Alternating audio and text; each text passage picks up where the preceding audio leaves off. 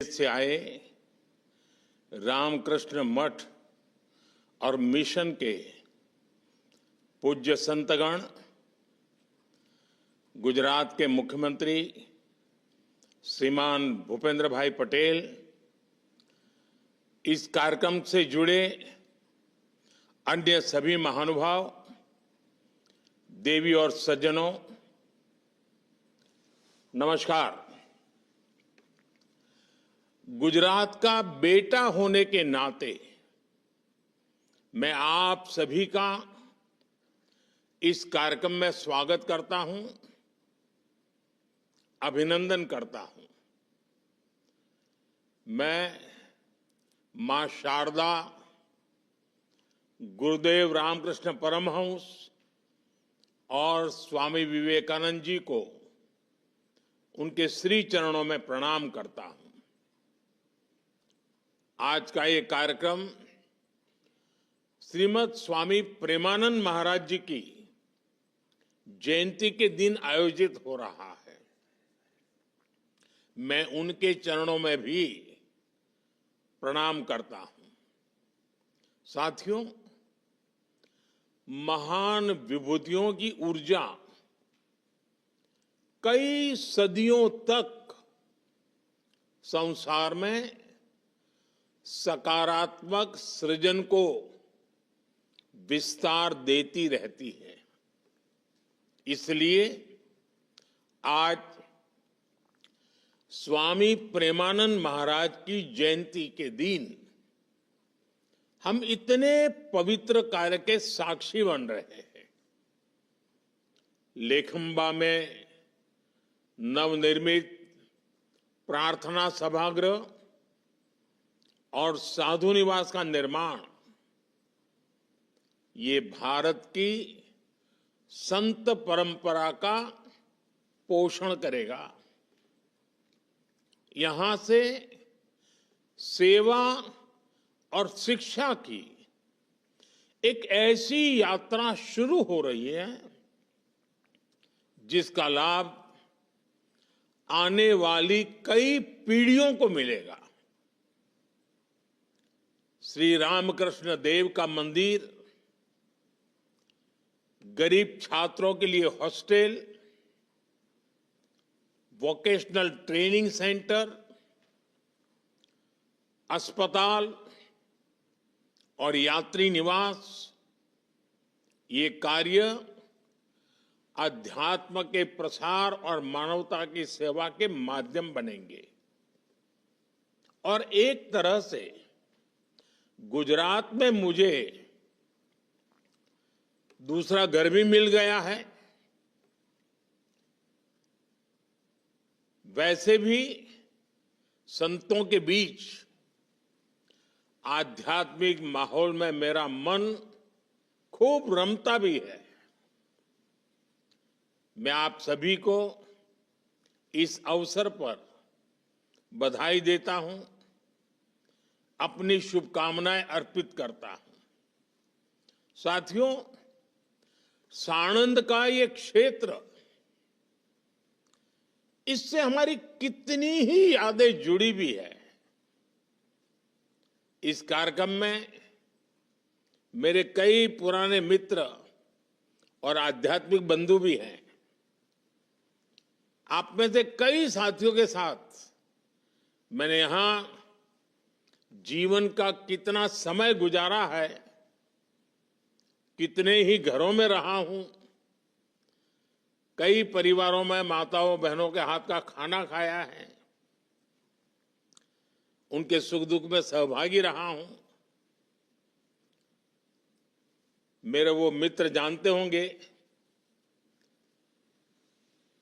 हमने इस क्षेत्र का, यहां के लोगों का कितना संघर्ष देखा है। इस क्षेत्र को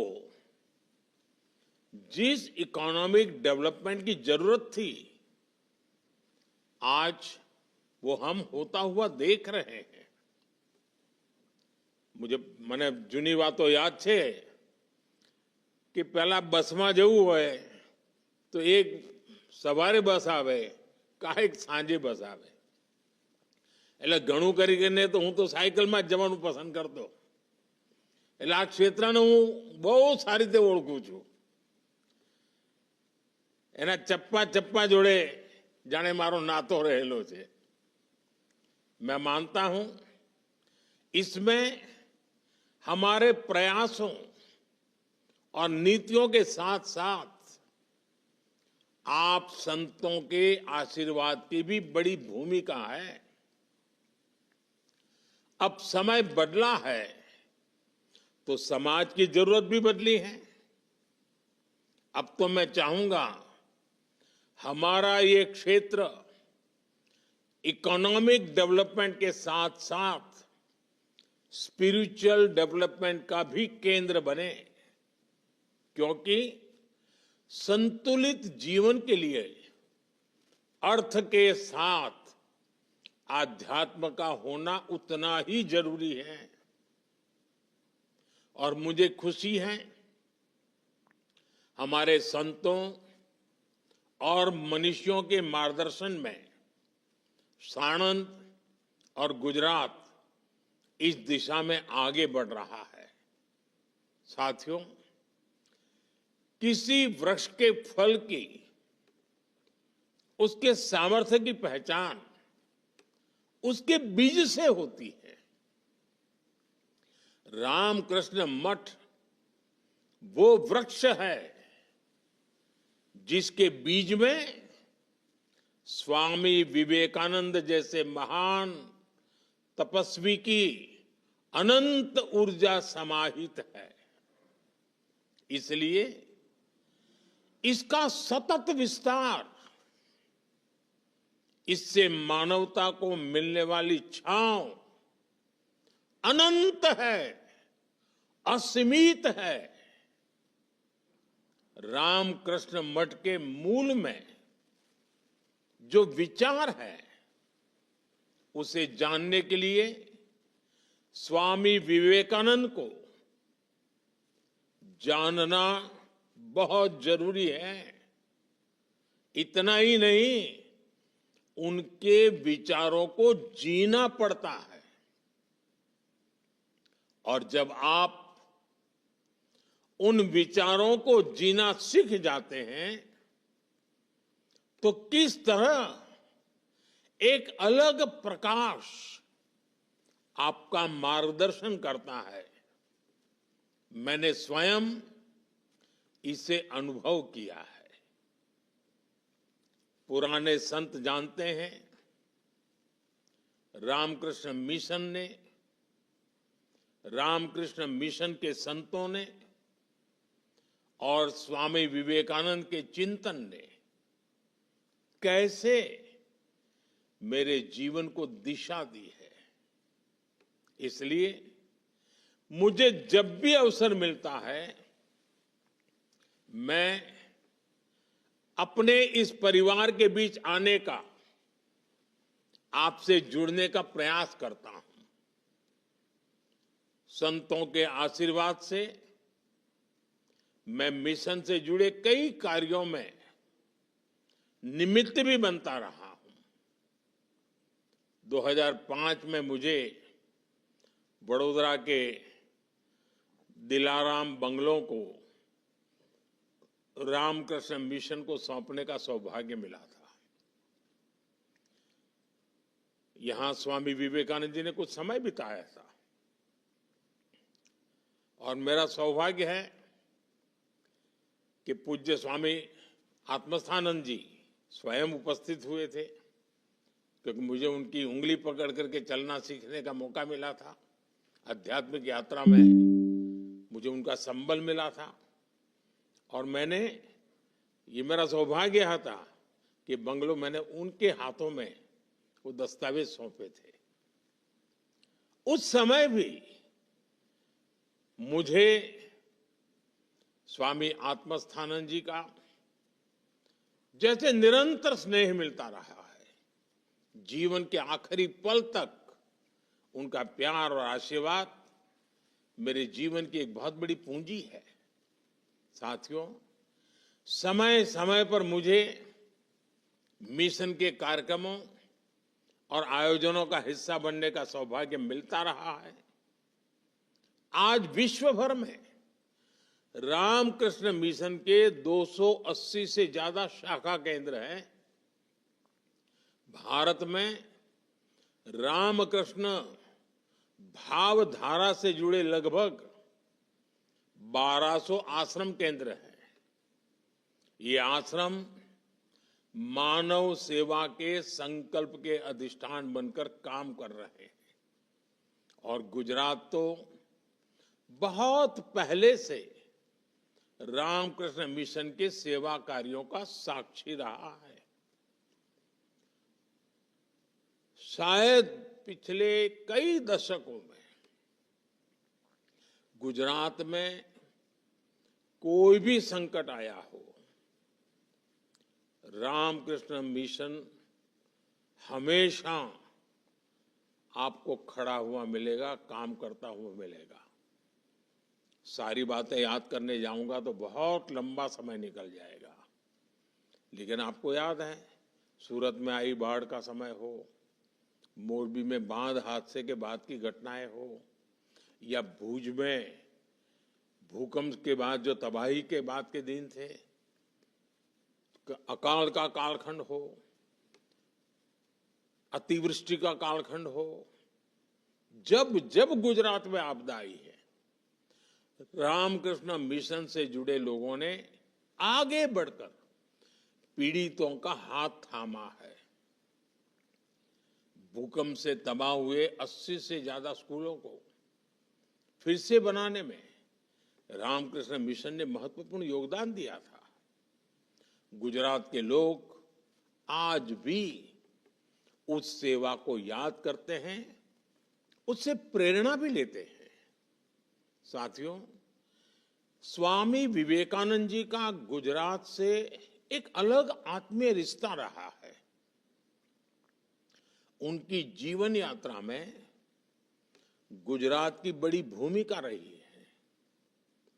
स्वामी विवेकानंद जी ने गुजरात के कई स्थानों का भ्रमण किया था।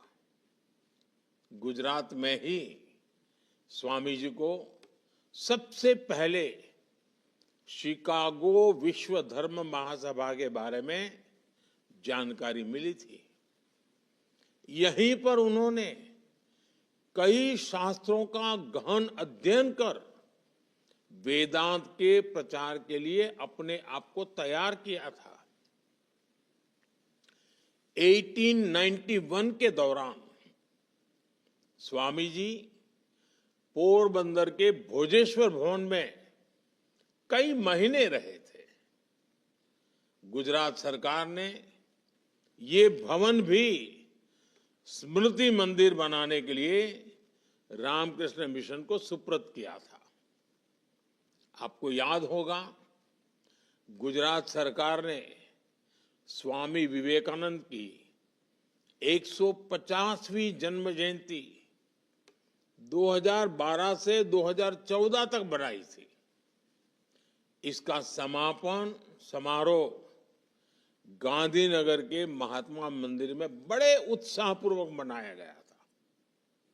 इसमें देश विदेश के हजारों प्रतिभागी शामिल हुए थे। मुझे संतोष है कि गुजरात से स्वामी जी के संबंधों की स्मृति में अब गुजरात सरकार स्वामी विवेकानंद टूरिस्ट सर्किट के निर्माण की रूपरेखा तैयार कर रही है। भाइयों और बहनों, स्वामी विवेकानंद आधुनिक विज्ञान के बहुत बड़े समर्थक थे। स्वामी जी कहते थे, विज्ञान का महत्व केवल चीजों या घटनाओं के वर्णन तक नहीं है, बल्कि विज्ञान का महत्व हमें प्रेरित करने और आगे बढ़ाने में है। आज आधुनिक टेक्नोलॉजी के क्षेत्र में भारत की बढ़ती धमक दुनिया के तीसरे सबसे बड़े स्टार्टअप इकोसिस्टम के रूप में भारत की नई पहचान दुनिया की तीसरी सबसे बड़ी इकोनॉमी बनने की ओर बढ़ते कदम, इंफ्रास्ट्रक्चर के क्षेत्र में हो रहे आधुनिक निर्माण, भारत के द्वारा दिए जा रहे वैश्विक चुनौतियों के समाधान, आज का भारत अपनी ज्ञान परंपरा को आधार बनाते हुए अपनी सदियों पुरानी शिक्षाओं को आधार बनाते हुए आज हमारा भारत तेज गति से आगे बढ़ रहा है। स्वामी विवेकानंद मानते थे कि युवा शक्ति ही राष्ट्र की रीढ़ होती है। स्वामी जी का वो कथन, वो आह्वान, स्वामी जी ने कहा था, मुझे आत्मविश्वास और ऊर्जा से भरे 100 युवा दे दो, मैं भारत का कायाकल्प कर दूंगा। अब समय है हम वो जिम्मेदारी उठाएं। आज हम अमृत काल की नई यात्रा शुरू कर चुके हैं। हमने विकसित भारत का अमोघ संकल्प लिया है, हमें इसे पूरा करना है और तय सीमा में पूरा करना है। आज भारत विश्व का सबसे युवा राष्ट्र है। आज भारत का युवा विश्व में अपनी क्षमता और सामर्थ्य को प्रमाणित कर चुका है। ये भारत की युवा शक्ति ही है जो आज विश्व की बड़ी बड़ी कंपनियों का नेतृत्व कर रही है। ये भारत की युवा शक्ति ही है जिसने भारत के विकास की कमान संभाली हुई है। आज देश के पास समय भी है, संयोग भी है, स्वप्न भी है, संकल्प भी है और अथाग पुरुषार्थ की संकल्प से सिद्धि की यात्रा भी है। इसलिए हमें राष्ट्र निर्माण के हर क्षेत्र में नेतृत्व के लिए युवाओं को तैयार करने की जरूरत है। आज जरूरत है टेक्नोलॉजी और दूसरे क्षेत्रों की तरह ही हमारे युवा राजनीति में भी देश का नेतृत्व करें। अब हम राजनीति को केवल परिवारवादियों के लिए नहीं छोड़ सकते। हम राजनीति को अपने परिवार की जागीर मानने वालों के हवाले नहीं कर सकते। इसलिए हम नए वर्ष में 2025 में एक नई शुरुआत करने जा रहे हैं। 12 जनवरी 2025 को स्वामी विवेकानंद जी की जयंती पर युवा दिवस के अवसर पर दिल्ली में यंग लीडर्स डायलॉग का आयोजन होगा।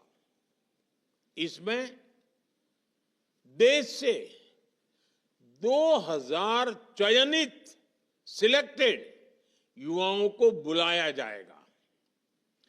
करोड़ों अन्य युवा देश भर से टेक्नोलॉजी से इसमें जुड़ेंगे। युवाओं के दृष्टिकोण से विकसित भारत के संकल्प पर चर्चा होगी। युवाओं को राजनीति से जोड़ने के लिए रोडमैप बनाया जाएगा।